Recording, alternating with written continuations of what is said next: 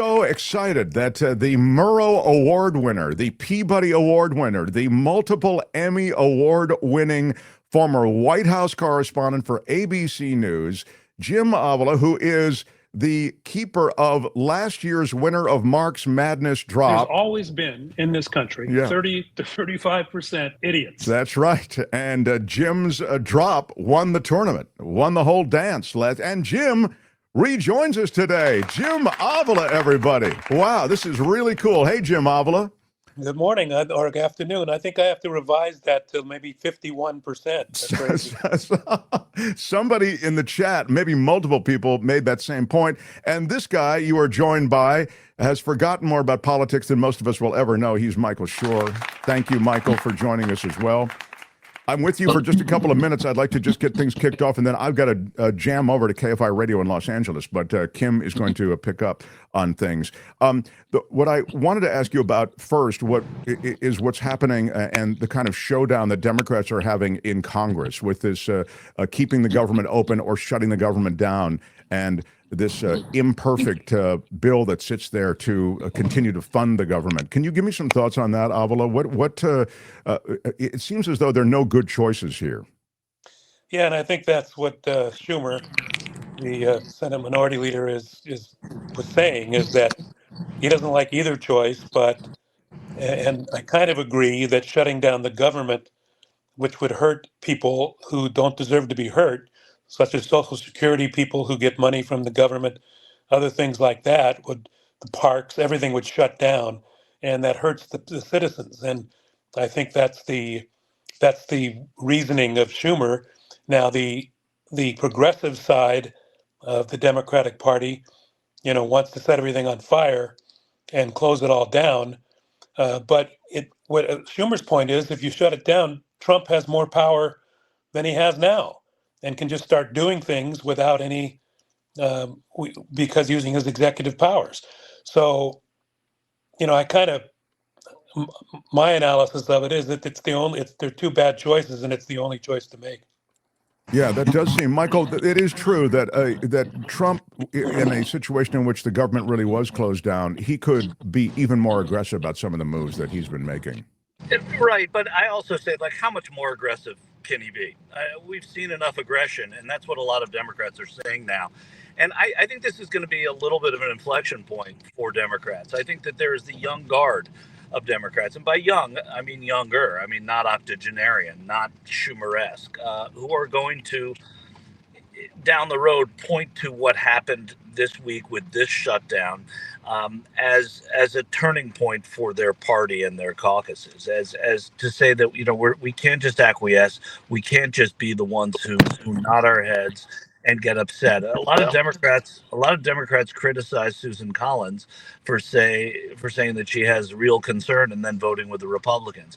This is a lot like that. And while Jim's right, and it's probably would give more strength to Trump, but it's March of 2025, and this is going to be decided in the election of 2026 of how the Congress behaves. And I think a lot of Democrats are going to look at this and say, you know what, we should have been stronger. We need stronger, different, not go along to get along type of leadership, even if it works in our disfavor a little bit for a while. And here's the problem, though, I see with this, Michael, is that overall, as you say, there's a battle for the Democratic Party between the progressive younger wing and the more traditional Democrats. But while I believe, and I wish the progressives would have more control, the reality is the Democrats lost the election because they didn't connect with middle America, with the blue collar voting folks who went for Trump because they thought that we were too concerned, or the Democrats were too concerned with cultural issues and what to call people, whether it's he, she, or them, and they made that very strong. So I think that the dilemma for the Democratic Party is, yes, I wish the progressives would win, but if the progressives would win, would they win an election? and I'm not sure they would. I think that the middle class, the middle of the political spectrum, doesn't will reject those progressive things. So that's the dilemma that they're in right now.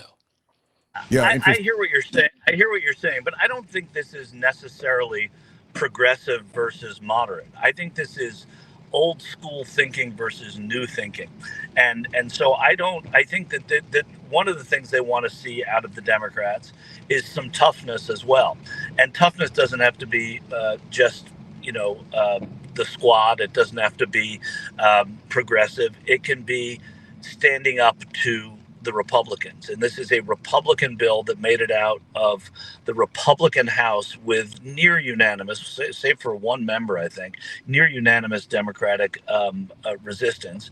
And I think that should be mirrored in some way, because I think there is success in numbers. What Nancy Pelosi was able to do, like her or not, she was able to keep her caucus together against Trump in his first term. And I think that going to what Schumer's doing is more about sort of old school politics versus new school. And I that's what I mean. I don't necessarily mean, that it has to do with liberal or progressive or otherwise. And I don't disagree that they lost for a variety of reasons. But I do think that some toughness against Trump when you're not going to win anyway is important. No, that's interesting too. I mean, you do show kind of a united front and a resistance, if you will. I'm gonna run out, and Kim picks it up from here. Go ahead, Kim. I got my Thanks, guys. guys. Thank you. It's nice to have you all back. I have Michael Shure in a car, and Jim Avila. Looks like you're relaxing in bed. That's nice. Yeah, I'm in my comfortable bedroom. I Beautiful. I missed you guys because for a while, because I went back to work, and then when I went back to work about 2 months ago, I got sick, and so I've been in the hospital, and just am now still recovering at home. Oh, thank goodness. I'm so glad to see your face, and so glad to have you back, and I hope the recovery continues. Yeah, me too. Earlier on the show, I don't know if either of you saw the very volatile town hall video where a veteran, a man who claimed to be a vet, got really, really angry, and the entire crowd was booing. And this is one of many scenes across the country where people are, it seems, getting angry. Now, Republicans will say, oh, they're paid activists. But the more and more we see of town halls in little teeny tiny towns across the country, yeah, there they are. Listen to the boos. And you wonder why folks don't want to do these town halls. Yeah.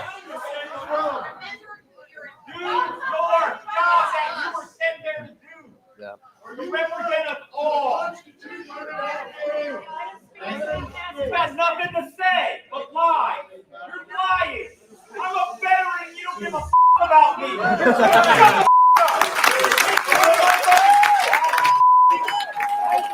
And the guy eventually gets walked out of the venue. But this is the kind of anger we're seeing. And I wonder if this is how we affect change. Do these angry voters even matter to lawmakers that are really kind of bending to the MAGA will?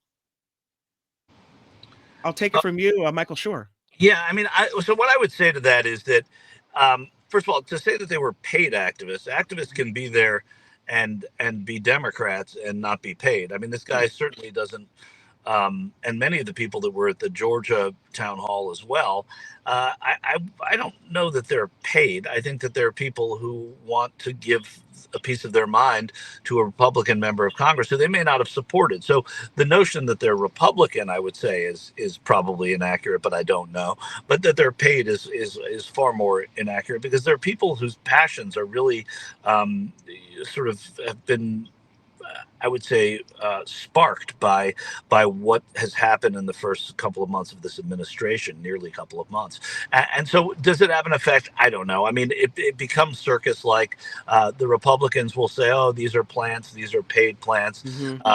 And so it becomes easy for them to dismiss a lot of this. This isn't, if you're in a deep purple district, maybe it matters a little bit. But what it just shows is that there has to be a forum for very frustrated Democrats to speak out, and what's better than a town hall in its most colloquial sense. Anything to add on that one, Mr. Well, Avila? I've been, Rachel Maddow every night Mm-hmm. shows these videos, and they're trying to build resistance here by showing these and showing that you can resist and there are ways to do it. And I'm not sure how effective it is. First of all, I'm not sure this is the issue that's going to unite anybody. This laying off of all these people. Most of the country believes that the government is too fat, and that there should be that there are people who should find other jobs. So there is that, and I'm not sure this is the issue that resonates across the country. It resonates among the people in Washington and the people who are getting laid off. But for America in general, who look at this and they say, maybe we should be cutting back on government. So I'm not sure how effective the Democrats are being. They've got to pick an issue that really resonates across the voting public. What is that issue? Well, that's a good question, Kim. And it's obviously not immigration, because most people believe that, unfortunately, most people are support the mass deportation. The polls show. So, what I think, in my mind, what I think is the main issue is dictatorship, and that the Democrats need to make it clear that what Trump is trying to do, both in foreign policy and in domestic policy, is become a king, and that only his word matters. And so what Congress needs to do is, yes, stand up. I don't believe they should shut down the government, but in every other thing they can, they need to object and resist what Donald Trump is doing as far as the way he governs. So in my mind, the issue is Donald Trump as the president and what he wants to do. And we need to make that the issue. That's an awfully hard case to make, because I would think that, for you and I, we see it, right? But there are people across middle America who think that's a hysterical type of view. Oh, this is America. We don't have a king. He's not trying to be the king. They'll just say, no, it's all fine. Everything's okay. I think that's a bit of a hard case to make across the board. What do you think, Michael Shure? Well, let me just add one thing, and then I'm sorry, Michael. Mm-hmm. Is that I think his friendship with Putin and now making Russia our main ally is unilateral on Trump's part. Nobody else wants that. And I think that issue, along with his autocratic and oligarchy, which Bernie Sanders is talking about all the time, is in fact an issue that resonates. Michael? Yeah, I would say that on balance, Jim's right.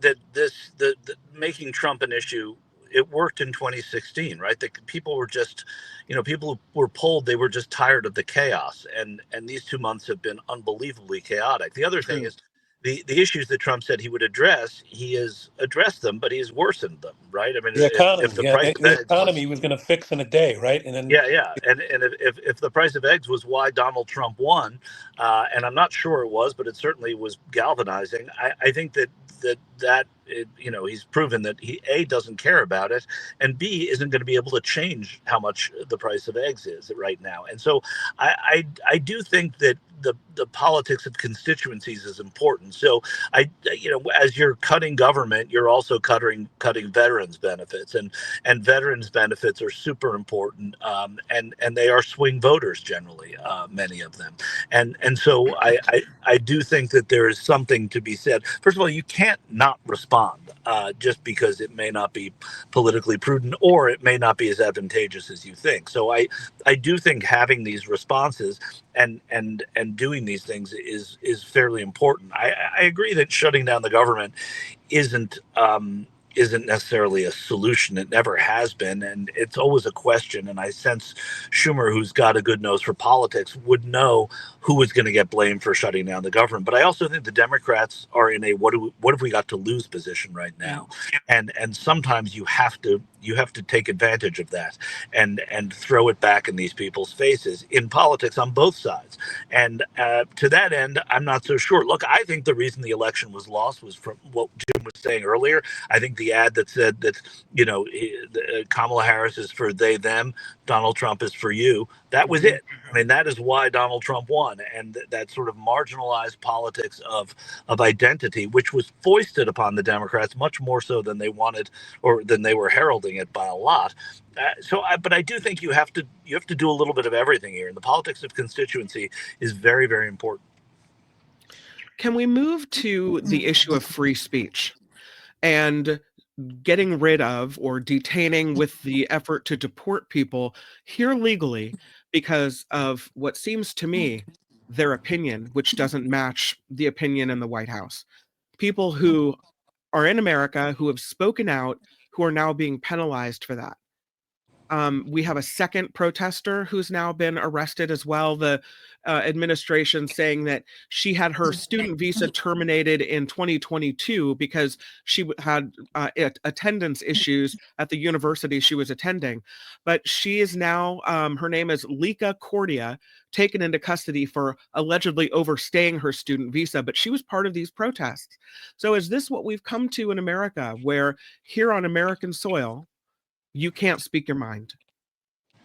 Well, I think that goes to the dictator's point I'm making, is that Trump is overreaching, and unless they can prove that these two protesters are actually connected or funding Hamas, and they need to prove that, then they're overstepping and overreaching.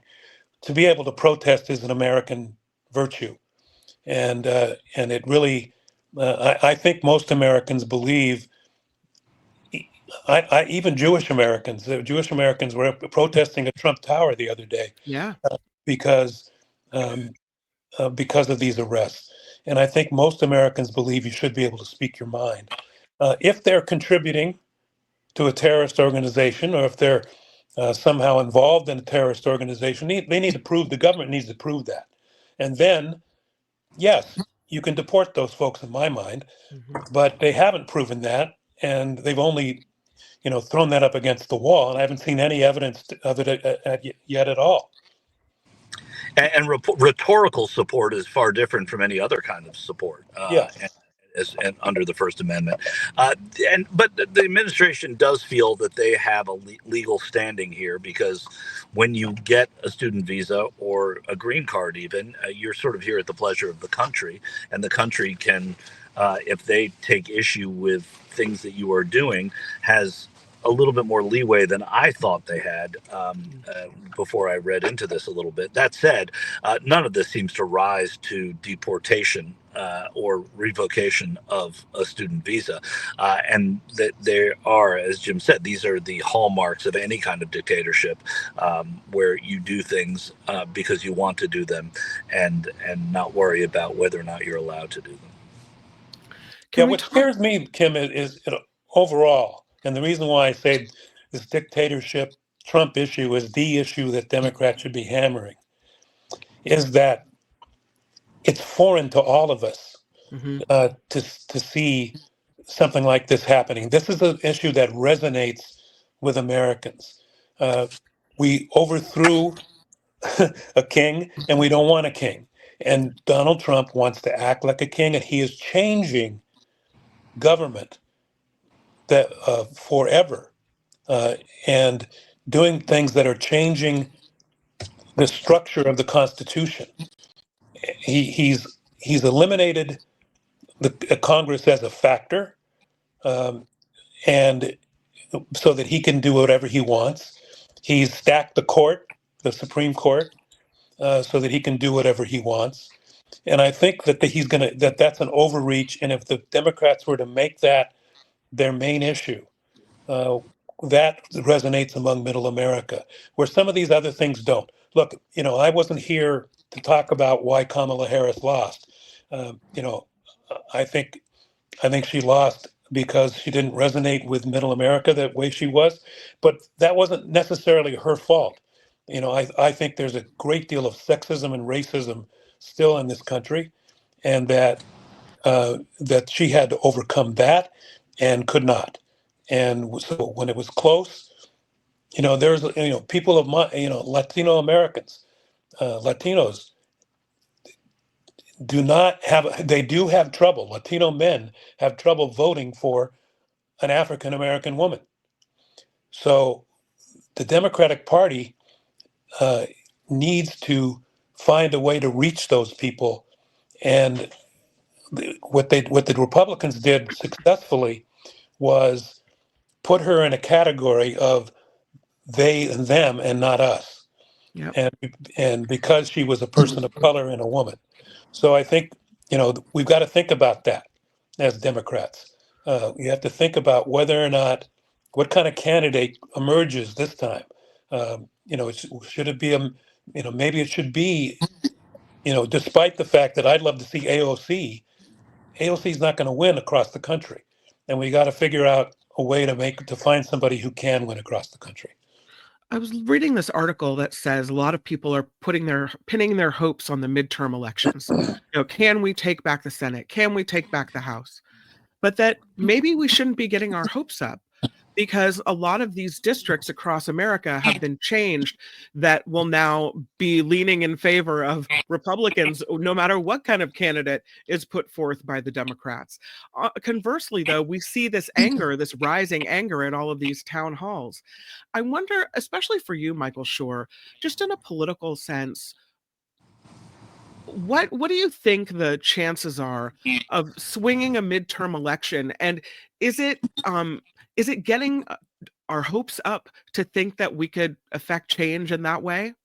Well, I mean, I think you have to get your hopes up, and that everything Democrats are doing, they should be doing, thinking about 2026 and winning the House back at the very least, which I think they obviously have a better shot of doing than the Senate. The Senate map is not terribly favorable to Democrats right now, and it's for a little while. So there's always going to be a surprise. There were some surprises in this year's Senate elections.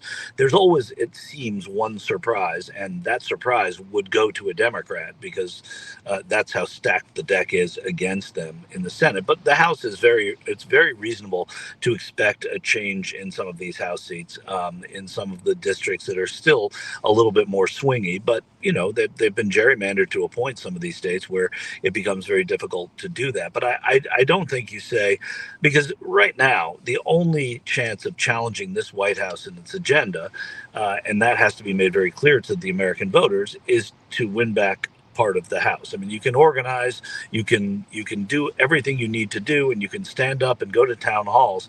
But if you can't stop legislation and you can't stop a runaway administration, you're not really going to be able to do very much. And waiting another 2 years for another election is going to be unsatisfactory to a lot of Americans. So I think that it's realistic to win the House back, and a lot changes, and a lot of the things that people are fed up about now, they might be exponentially fed up about by the time it's 2026 and they're voting in those elections. And so I don't think it's a mistake to be looking towards the 2026 elections. I don't agree with James Carville, who said we should roll over and play dead as Democrats.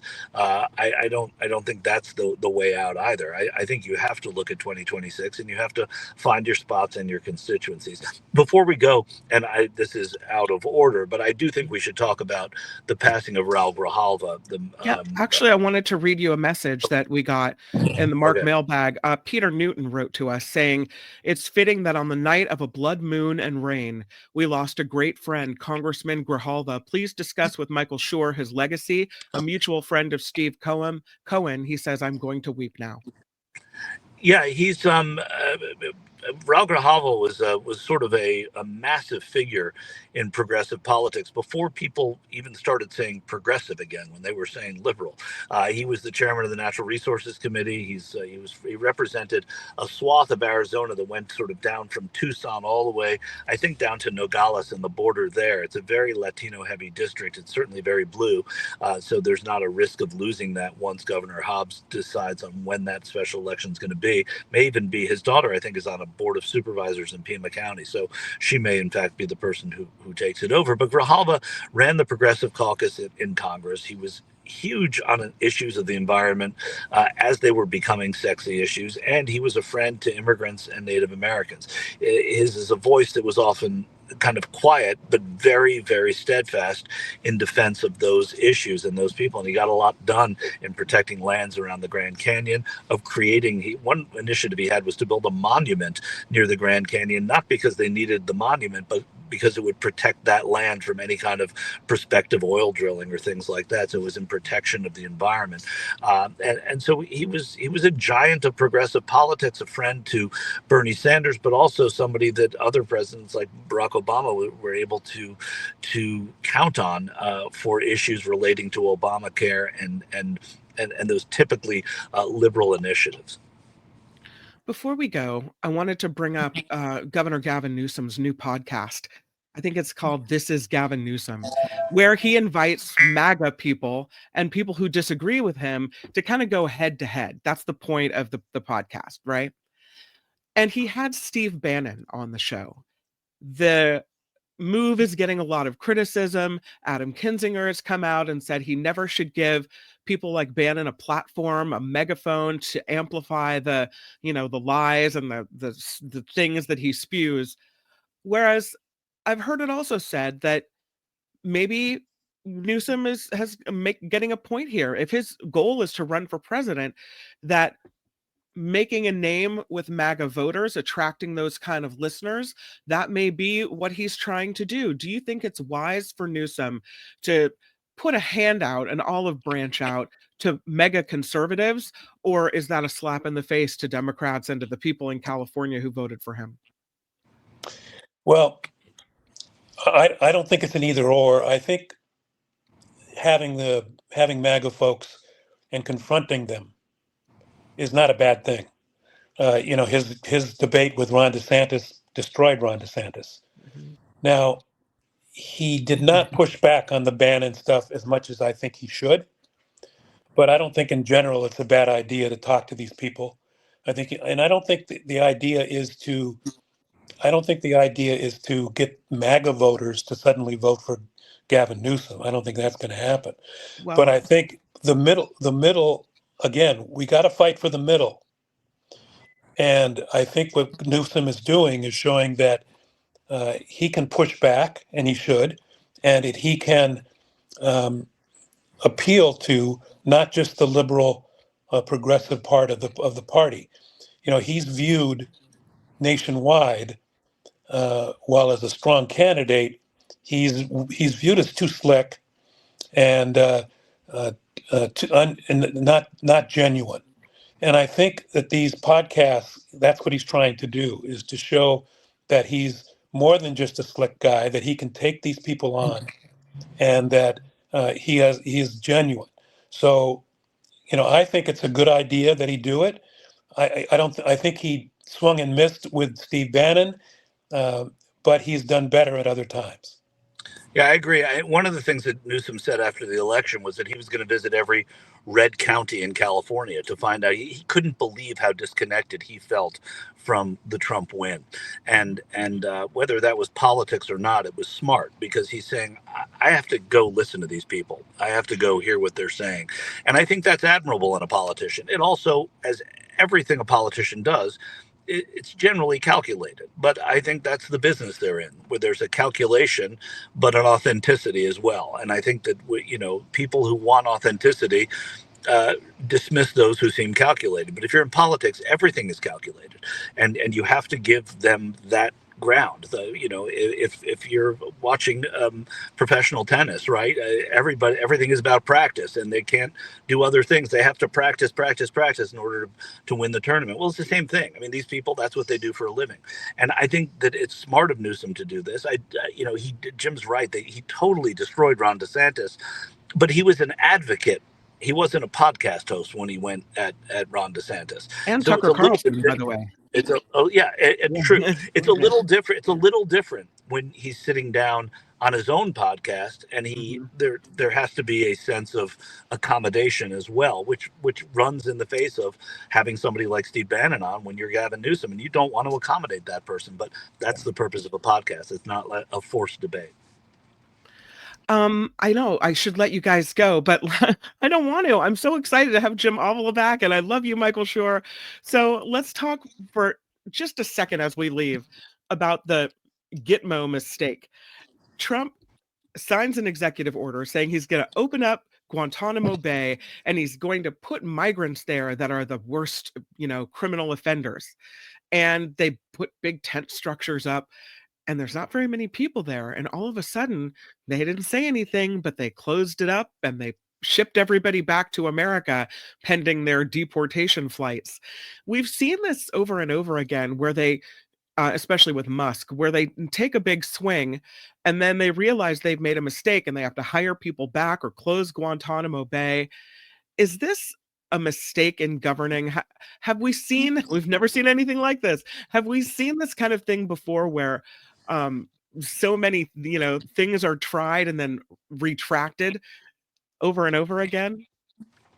I don't know which one wants to go first. So I think that the whole issue of what Elon Musk is doing is the manner in which he's doing it. Like I said before, I think most Americans believe that there's too much fat in government and there should be some cuts. But there should be, he should have sent these kids in to study what's going on. And then instead of just firing them or making these decisions about Guantanamo Bay and things like that are done without planning and without talking to the actual people who are the experts in this area. That's what their mistake is. They overreach, and Musk thinks he's in private industry where he can do what he wants. You can't in government. And if they would have done it in a more methodical way and said he's studying it and then come out maybe, in 2 months from now and said, here's what we found. Here's the things we've, and document what he's found.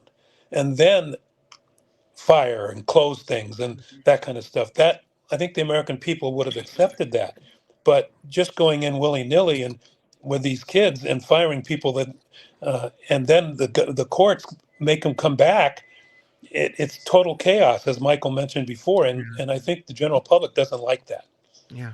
Yeah, there's a haphazard nature to it. The other thing is, while, yes, most Americans believe in the abstract that government needs to be cut, I don't think it's for very many people anyway, a single issue type of thing. And it's something that brings people out to the polls. And look, if an IRS office gets closed in Southern Illinois and it trims government, well, it also trims the number of people who have jobs there, who can go eat in the restaurants that are there and buy their clothes in the shops that are there, who can, partake in the theater that is there and buy the books from the bookstore, whatever it is.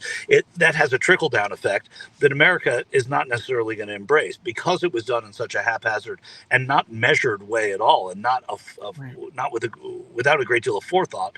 I think it's going to come back to bite them. So I don't think the urgency of cutting government is the same if it's not done in a measured way, and that's what Doge has done. And yes, so Kim, what you're saying to go back to Guantanamo, it's the same type of thing. Oh, this seems like a good idea. It's also a good picture. Let's use Guantanamo and send the bums there, right? I mean, that's the kind of attitude that they have. Well, no, not everybody sees it that way. We get some chats in here. Wes says Trump also threatened Hamas to release all the hostages now or else, and that was 3 weeks ago. Yeah, there's a lot of things that are happening as far tariffs, as, by the way. What about tariffs? Tariffs and the economy. Yesterday, as Mark mentioned, Trump was sitting next to the head of NATO, speaking of the economy and how horrible the European Union is, and calling the EU nasty. It's just more, as you say, Michael Shure, chaos.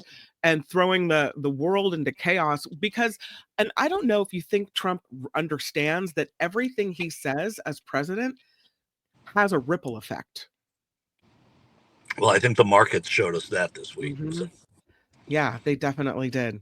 You guys, thank you so much for being here. Michael Shure, I appreciate you coming by every Friday. Jim Avila, I hope you feel better. It's so good to have you back in the mix, and so great to see your face.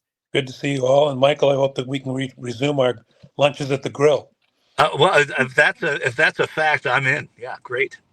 Oh, before we don't go, invite Steve Lang. I don't want to invite Steve Lang, right? Before I let Michael Shure go, I will say that it is time for 48 seconds of sports if you want to do it. Oh, yeah, I can do 48. And Jim can stay for 48 seconds of sports. Yeah. A new segment we have here, Jim. Right. Albert, the Niners decimated, but I think it's not a bad thing. I think when you go 6-11, you let those people go and you start a little bit from scratch, even though it's going to be painful next year. Yeah, and how much they got paid. I don't think we would have afforded any of those players. Right. Yeah. And they haven't even been playing for us too. So I'd rather just fresh start, all good. Yeah, I think that's true. And is Macklin Celebrini the rookie of the year? It's tough. Lane Hudson looks really good for the Canadians, but and Wolf, the goalie in Calgary as well.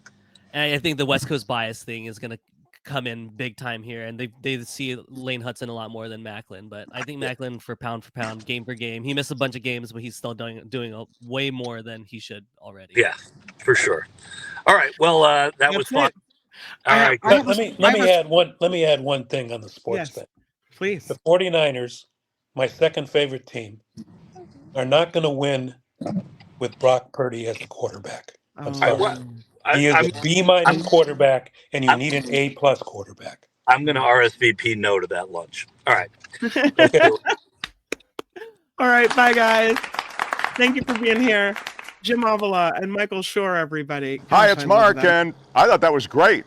Hit the notification bell. You'll know whenever there's a new video being dropped, and please subscribe to our channel to help us save the universe.